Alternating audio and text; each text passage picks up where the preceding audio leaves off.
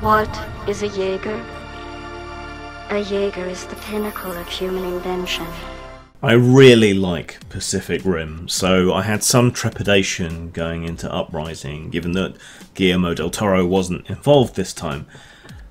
Del Toro's primarily known, I think, for his visual style. He's kind of like the new Tim Burton. In that sense, he has a very distinct and recognisable way that he goes about presenting things on the screen in terms of colour palette, lighting, all of that. And he also pays a lot of attention to detail, even if it's not explicit in the films he does. There is background, there's thought, there's all kinds of interesting things hidden away in the background for you to pay attention to. And so him not being involved in Uprising made me a little bit wary, because those are the things that really interest me and made the original Pacific Rim that much more engaging for me, the things that made me love it. So him not being involved was a bit worrying, I guess. But still, it did turn out to be a pretty good film. It's a lot more straightforward in that it's big mechs, Jaegers, fighting each other. It's much more of a straightforward action film, but it does call back to some things from the original, just not necessarily the things that I particularly loved. So it follows Idris Elba's character's son, who kind of rejected his calling, I guess you might say, and went off the rails, and has been scavenging and living in the slums around the places where the kaiju died. If you may remember from the original, their blood, the kaiju blue, is basically a pollutant, and in the wake of everything that they wrecked, there often just wasn't the money or effort to be able to recover. So scavengers and exploiters like Hannibal Chow went into those areas and scavenged the remains of the kaiju and looted the areas and so on. And this seems to have gone on, in spite of this being set, years after the end of the previous one.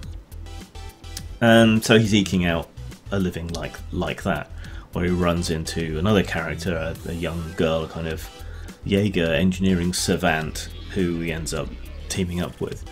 And they get caught and re-recruited forcibly, kind of, into the Pan-Pacific Defense Force, just as everything kicks off. So it's very much a story of someone rejecting their calling and being dragged back to it, with some secondary characters along for the ride. And this just happens to coincide with the threat rising again.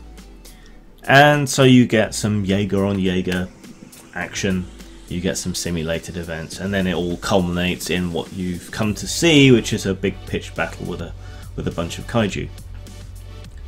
But it's not quite as straightforward as you might think. The plot seems fairly linear, but it does kind of bait and switch you a bit. So there is a bit more to it than just a purely straightforward action flick, and the betrayal isn't, that drives the plot isn't necessarily the one that you might expect. You get to see the things that you didn't really so much in the original one, the Jaeger on Jaeger fighting and so on. And it does kind of expand out the world, but there just wasn't enough detail on that side for me as someone who wants a bit more from their movies. But if you just want a big fight and a big spectacle, yeah, it's a good one to go and see. When the monsters came, we did not wait for heroes to fall from the sky and save us. We saved ourselves. The film's style overall is a lot lighter in every way. The lighting is brighter, the mood is lighter, even in the darker moments of the film.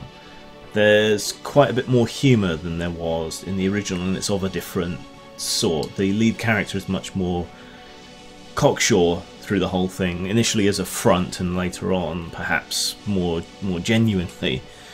The visual style is different. You can see echoes of Del Toro, but just the way everything is lit, it lacks that kind of grim, gritty, almost horror aesthetic that he lent to it. It's much more shiny, it feels much more akin to a kind of more sort of anime style of mecha and so on, and there is a little Gundam cameo if you keep your eye out for it. It's it just doesn't quite have the same panache or feel as the original, which isn't to say it's bad. Pacific Rim continues its tradition of not being Transformers by the fact that you can actually tell what's going on in the action. You don't just get a jumble of junk on the screen, except where it's appropriate to do so. So you can tell one antagonist from another, and it helps that the kaiju are organic while the Jaegers are mechanical. That also helps differentiate the action on screen. And it also has a lot more weight and slowness to it, though you don't get quite the same impression of weight and scale that you did in the original. A lot more of the action seems to take place from Jaeger height, rather than necessarily kind of looking up at it. I think in the original there were a lot more low angles looking up to give you that true sense of enormity and scale that you just don't get so much in this one. So it doesn't really live up to the original, but it's still good. And there's other design elements, like the different Jaegers aren't as differentiated, and there isn't as much to interest you in their design as there was in the original film. So that does lessen somewhat what I've just described, the fact that you can tell them apart and so on, but not to any horrendous degree. It just wasn't as creative and as individuated as the original film's designs were, and that's a little bit of a letdown. The fights are good, the design elements around the different parts, the Chinese corporation, the defense force, the scrappers, and that it's all there. It's all good. It's just it cannot stand up to the original. So it's still a good film. Visually still good. The design work's still good and everything. It's just when you compare it to the original, it just doesn't quite stand up. Now, I'm not much of a fan of going to the cinema anymore, except for films where I really think it's worthwhile or I can't wait to see them, because the cinema experience just isn't as much fun to be around other people rattling their packets and looking on their phones and so on, which they still do, though admittedly not as much down here as they do up north. But this is one that I think, if at all possible, if it's still showing by the time this video comes out, if possible you should probably see this in the cinema, just because it gives a greater impression of size and scale and will enhance the viewing of the film even more than your home big TV and cinema set. It's just, for something of this size involving characters, this size, I really think you need that height to get the full impression, and the power of a cinema sound system certainly helps that as well. Overall, I'll still give it 4 out of 5 stars for style. Innovation is our superpower. What is a Jaeger? It's you, times 1,000. The plot is pretty threadbare, so when it comes to substance in the film, this is where it really suffers. There's a couple of twists and turns in the plot, and you know, there's some personal development in the characters, but overall it just doesn't carry itself in this department as well as the first film at all. It doesn't spend as much time on world building. On the one hand, you don't need to. On the other hand, this is a chance to expand on the world and explain more about it. You know, they think the war's won. Why are they maintaining so many brand shiny new Jaegers? That's never gone into. Is there some kind of arms race? Do different nations or areas have Jaegers that fight each other in wars? Have they been used in war? These kind of things just aren't really covered at all. The recovery is barely skipped over. New things are brought in, but without really explaining or expanding upon them. And the whole thing builds to really what you expect to be what happens next, which appears to be that if there is going to be a sequel, it will be the Jaegers passing through a breach to attack the race that keeps sending these monsters. That's what the whole thing's kind of winding up to.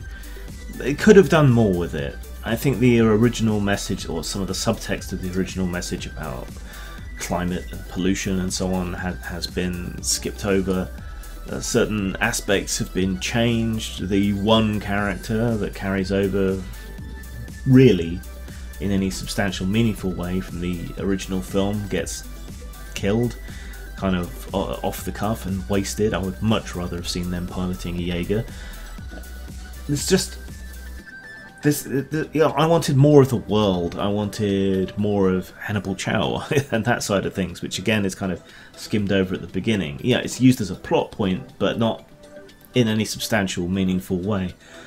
You just don't get to learn much more about the world, about the kaiju, about the Jaegers, and this could have been an opportunity to do a lot of that. Now, I know a lot of people will have gone to see this just to see big robots punching each other, but for me, I think grounding that in something a bit more substantial is just better. The most I can give it on substance is 2 out of 5.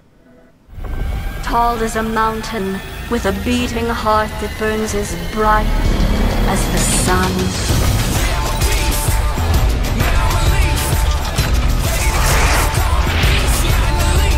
Enabling us all to become the most heroic version of ourselves. So overall that means I give it 3 out of a possible 5 stars.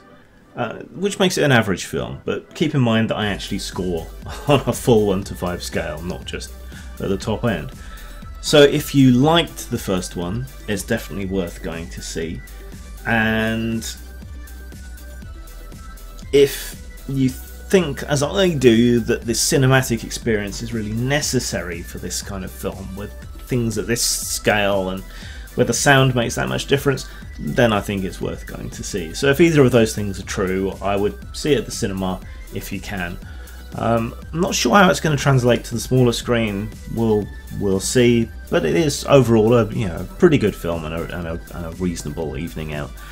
I just would have liked to have seen more. I like the original so much that I wrote a fan game of it, and then from that fan game I eventually wrote another giant mecha versus kaiju game as well. Yeah, that's how much I liked it, the original.